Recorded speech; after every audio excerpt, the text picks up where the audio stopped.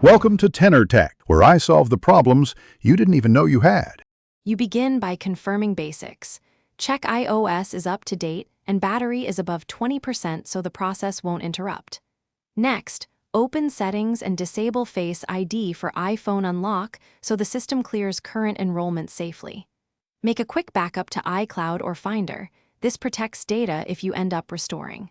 Once done, restart your iPhone XR to clear transient software issues, and return here to re-enroll Face ID with a clean state.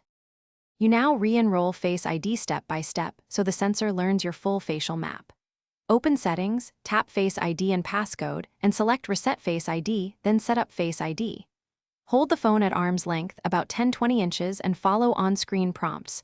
Rotate your head slowly to complete both enrollment scans. Make sure lighting is even. Remove hats, sunglasses, or masks so the true depth camera captures consistent, repeatable features for reliable unlock and authentication. You finish by testing Face ID across Unlock, Apple Pay, and Autofill to confirm full functionality. If Face ID still fails, try Reset All settings to preserve data while restoring system defaults. Make sure your iPhone XR is on the latest iOS, and if needed, restore from backup via Finder or iTunes. One key troubleshooting tip. If settings shows a true depth or Face ID hardware error, stop. This indicates a component issue, and you should contact Apple support or an authorized service provider for repair.